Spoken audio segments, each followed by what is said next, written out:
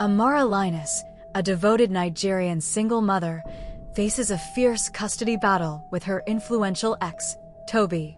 Amid emotional and legal turmoil, she finds unexpected support in David, a compassionate CEO.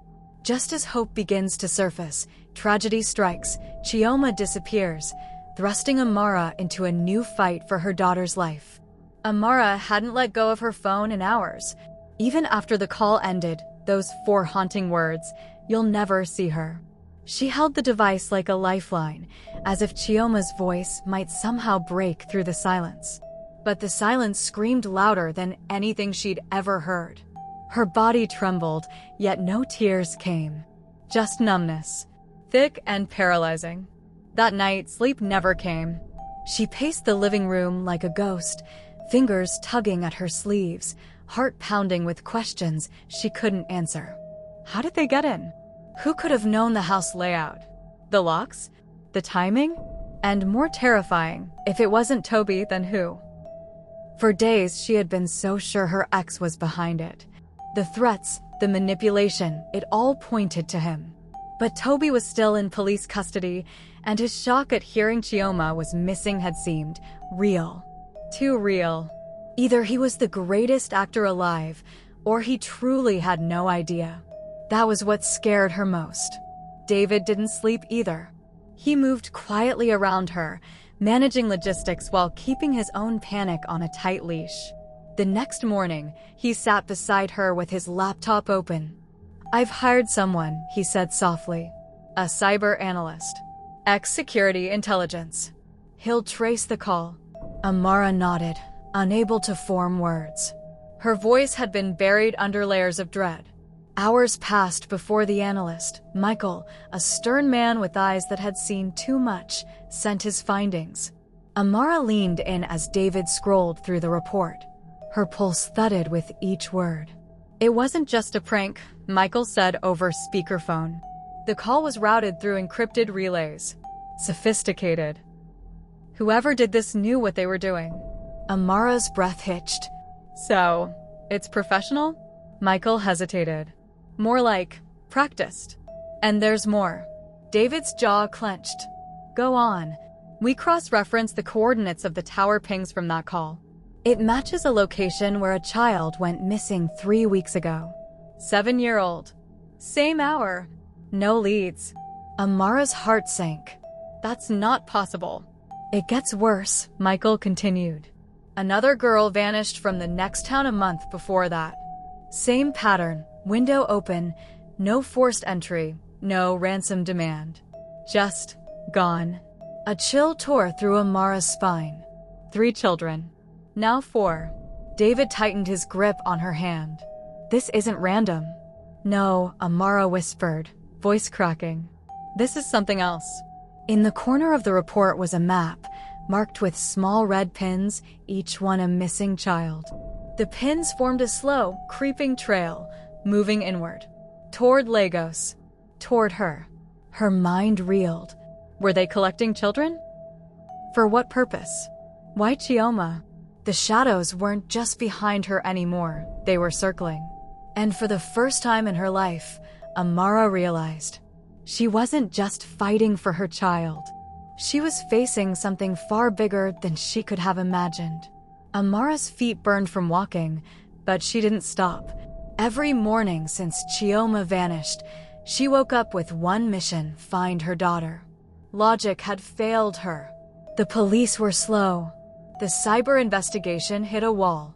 So now she turned to the only thing left: faith.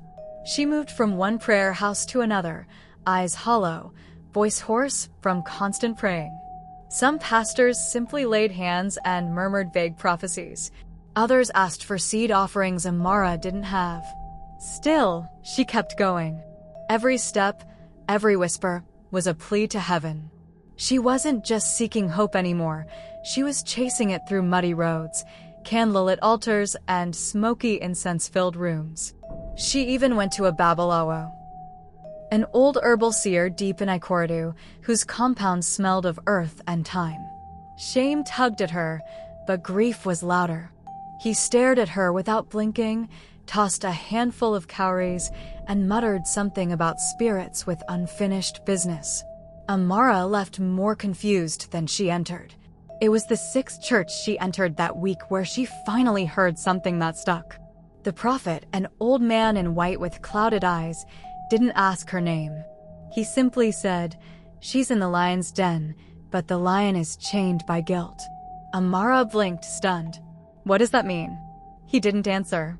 She pulled out a crumpled receipt from her bag and scribbled the words down before they could escape her memory.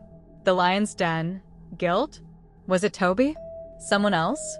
Who was the lion? Back at home, David watched her with quiet concern. She barely ate, barely rested. He noticed her trembling hands, the dark circles that made her eyes look sunken. He wanted to intervene, to ground her in something concrete, but how do you pull a mother away from hope? One evening, he gently took her hand. "Amara, I'm scared you're slipping away. We need to stay sharp. For Chioma." She pulled her hand away slowly, her eyes distant.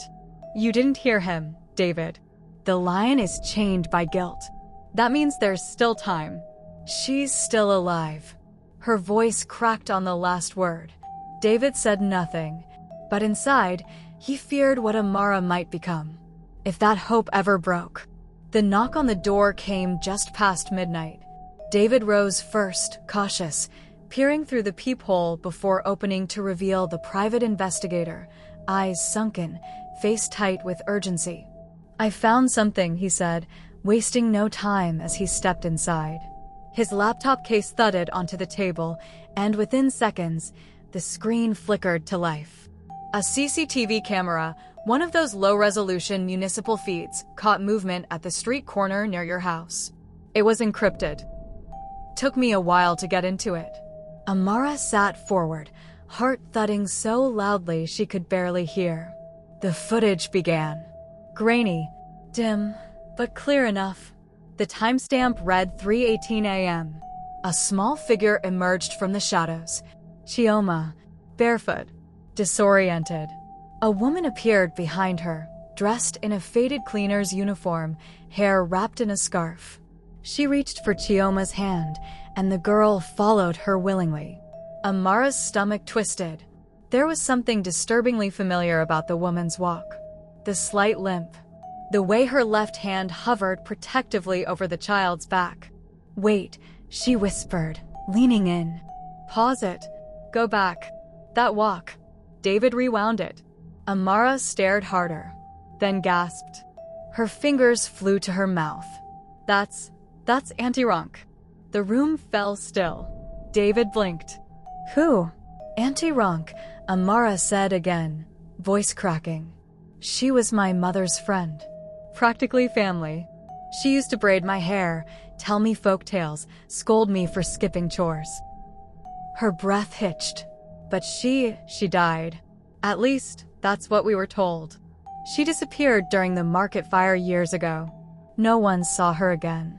We thought she was gone." The investigator pulled out his phone, showing a photograph he had found in his background checks. It was an old image, 2 women standing at a village festival. One of them was unmistakably Auntie Ronk. Amara nodded, trembling. "That's her." The image was then matched side by side with the paused frame from the footage. The curve of the cheek, the scar near the right eyebrow, the eyes. "There's no doubt," the PI said. "She's alive. And she is your daughter." The air thickened with confusion, shock, and something else, fear. David sat back, stunned. "But why would she?" "I don't know," Amara said, eyes glassy. "She loved my mom. She used to cry for her. I don't understand." The investigator shut the laptop, voice grave. "This isn't random. If she took Chioma, she planned it. This wasn't a crime of opportunity. It was personal." Amara clutched the arms of her chair, her thoughts racing back to childhood memories of Ronk's laughter, her strange silences, her sudden mood swings after Mama died. Was there something they'd missed? Some wound left to fester? The lines between past and present blurred in her mind. And as the truth clawed its way to the surface, one thing became terrifyingly clear.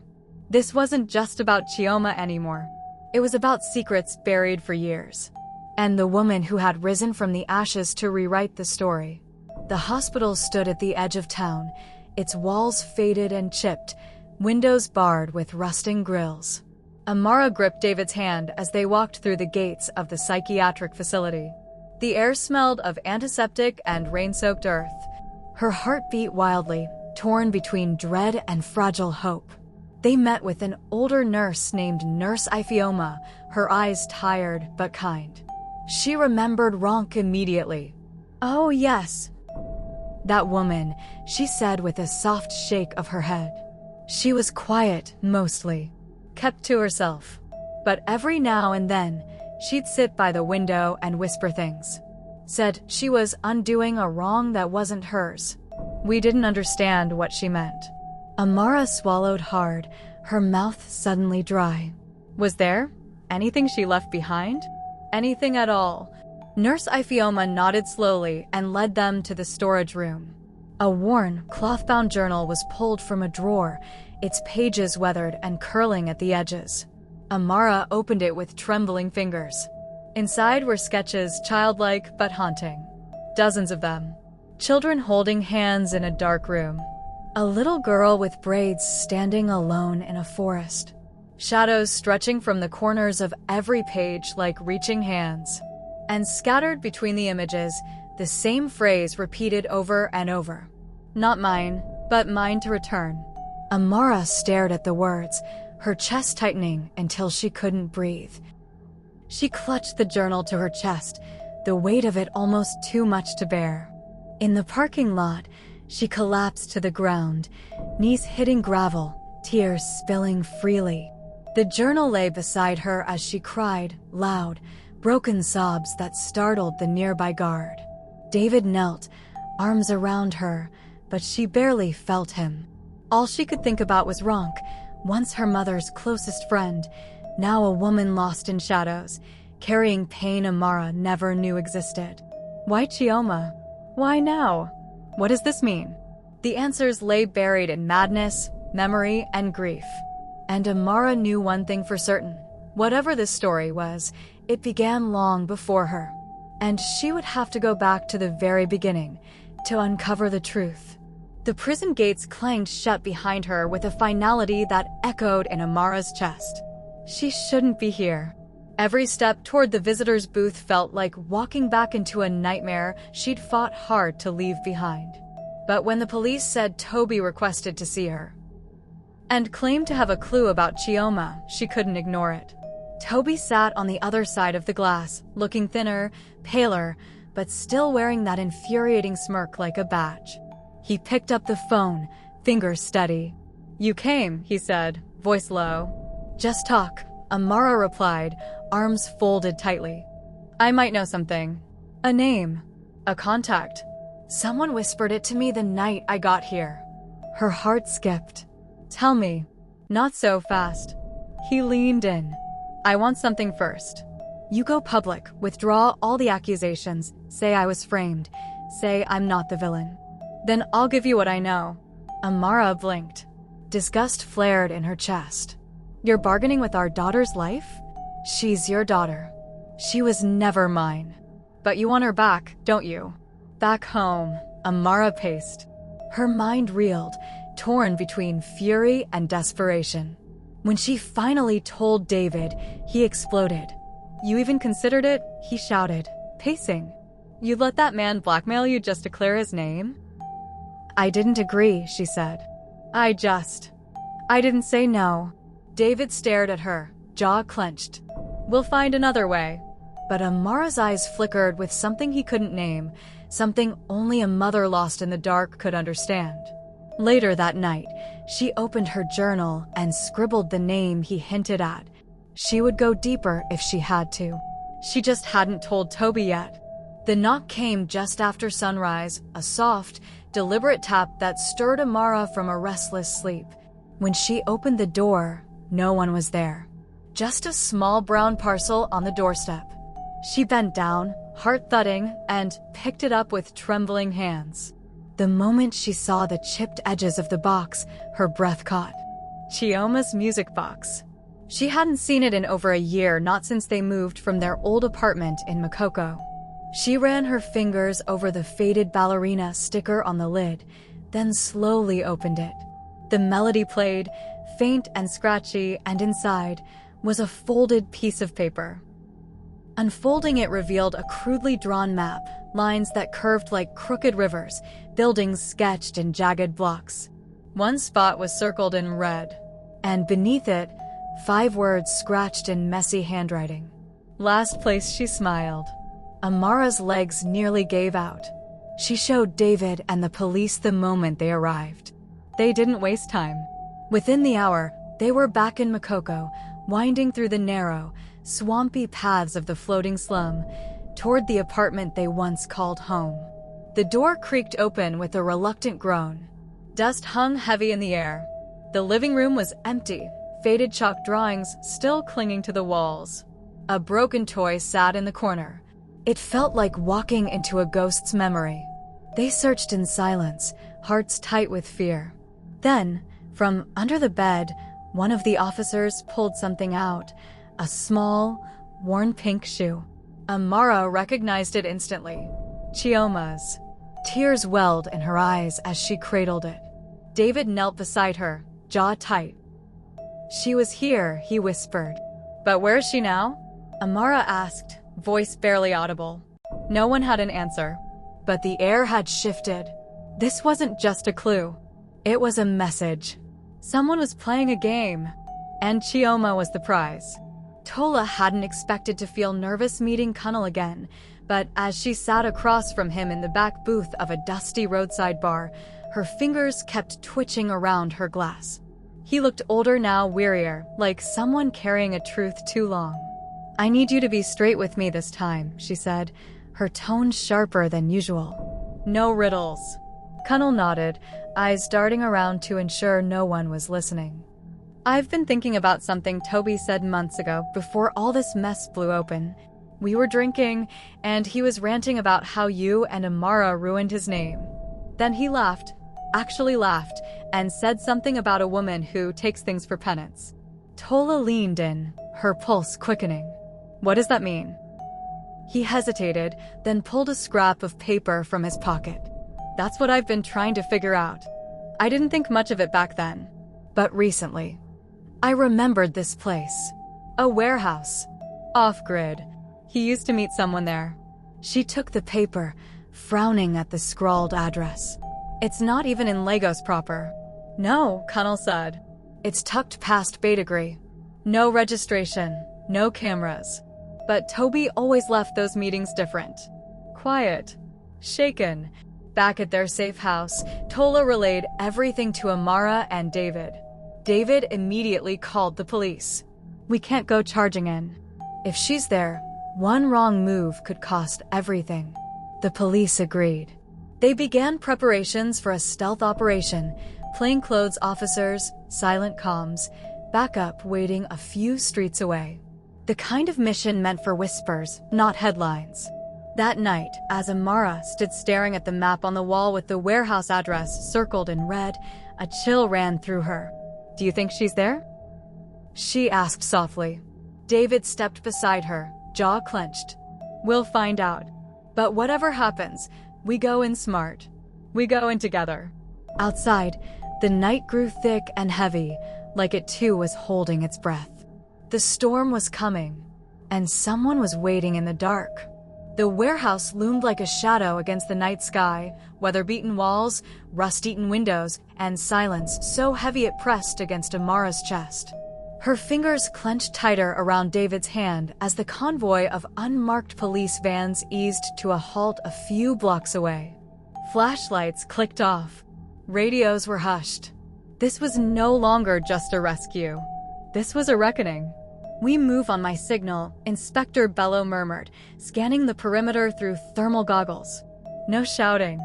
No shooting, unless it's absolutely necessary. We don't know what's inside. Amara could barely breathe. The warehouse looked abandoned, forgotten. But something about it hummed with eerie familiarity, like memories she didn't know she had.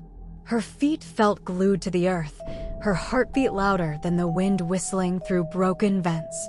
David touched her shoulder. "We'll get her," he whispered. The team advanced in silence. Amara followed closely behind, adrenaline drowning out fear. They reached the main entrance. The metal door groaned as it opened, a sound that echoed too loudly in the dark. Inside, the air was stale. The warehouse stretched wide like a dead body left open. Dust swirled through flashlight beams. Every step creaked. The deeper they went, the more unsettling the silence became. And then, the drawings appeared. Childlike sketches scrawled across the walls in charcoal, stick figures, crosses, suns, cages. Some were smeared as if someone had tried to rub them out with frantic hands. There were names too, faint and fading. Beneath one, a small dress hung from a rusted nail. Amara's knees buckled. Chioma wore that on her birthday. They pushed forward, reaching a corridor lined with locked doors.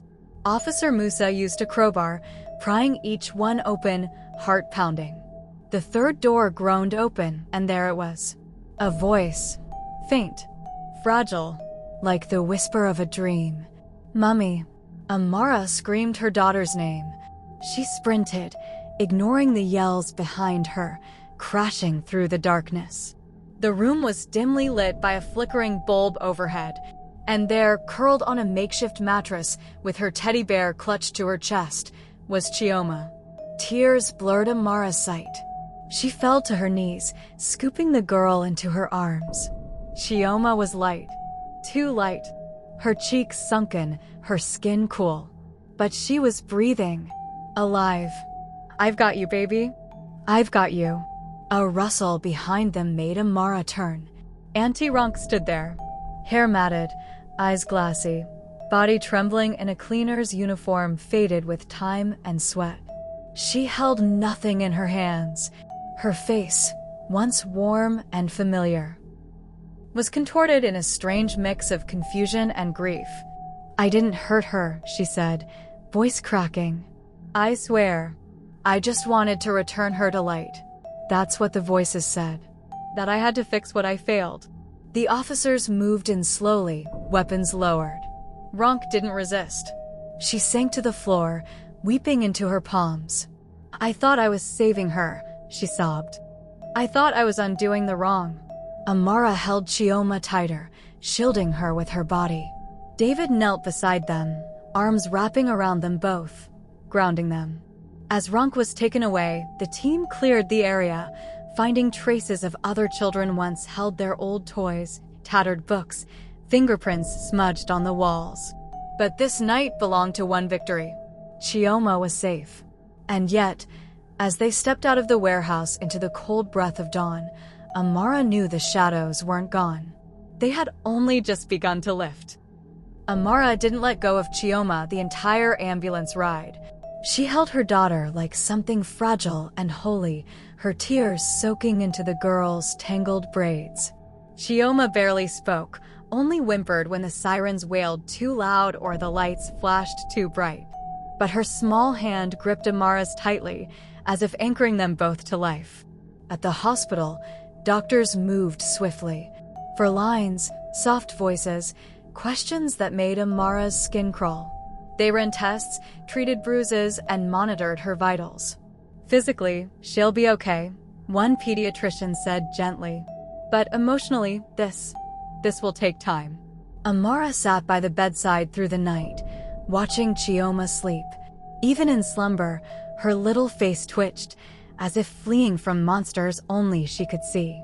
Amara whispered promises, some she was sure she could keep, others she prayed she'd have the strength to.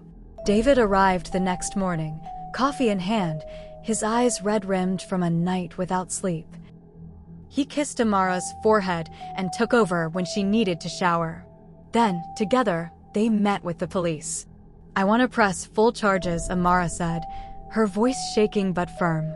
"Against Ronk and anyone who helped her. This can't happen to another child." David nodded in support, sliding the signed documents across the table. His presence beside her made everything feel more real, more possible. But when they returned to the hospital, a nurse handed Amara a note. Ronk had requested to speak with her. Not for forgiveness, for understanding. "She's not well," the nurse explained.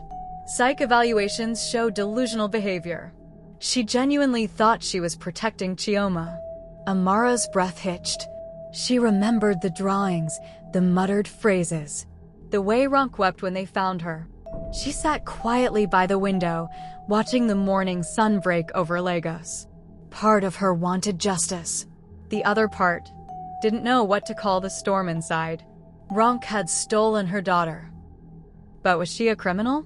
Or just another broken woman in a world that forgot how to heal its wounded? The answer eluded her. For now, all she had was Chioma's heartbeat beside hers. And that had to be enough. Back at home, the quiet returned like an old friend Amara didn't trust. Chioma had cried herself to sleep, tucked into her mother's arms on the living room couch. The soft hum of the ceiling fan, the faint chirp of crickets beyond the window, and the slow rhythm of Chioma's breath were the only sounds in the room. Amara didn't dare move. Every time she closed her eyes, she saw shadows.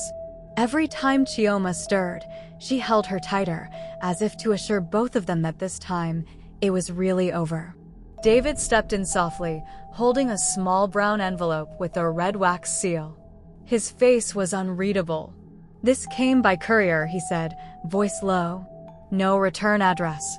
The man said it was urgent. Amara frowned. She shifted Chioma carefully onto a pillow and stood, her body still aching from sleepless nights and held-in screams. She took the envelope with a cautious hand, her fingers trembling slightly as she opened it. Inside was a single sheet of paper, a birth certificate. Her eyes scanned it once, then twice. The name was correct, Chioma Blessing Linus, but the details beneath. She dropped the paper. "No." Her voice came out as a whisper. David rushed forward, catching the page before it hit the floor. He read it quickly, then looked at Amara in confusion and disbelief. "Adoptive guardian?" he muttered. Tobi wasn't her biological father? Amara's lips parted, but no sound came out. She staggered backward, eyes fixed on the wall as though it might offer an explanation. David flipped the certificate over and froze. There, scrawled in hurried, familiar handwriting, was a single sentence. "You don't know who Chioma really is." Amara stepped forward, hand clamped over her mouth. She knew that handwriting. Her mother's. Long dead, long buried, yet somehow reaching across time to speak again. Amara's voice trembled. "Then who? Who does she belong to?" David looked at her. His eyes were wide, but calm. "We're going to find out. Whatever it takes." She nodded slowly, her gaze drifting back to Chioma, who slept undisturbed, innocent, unaware, still clutching her battered teddy bear. But outside that door, the world had just cracked open again.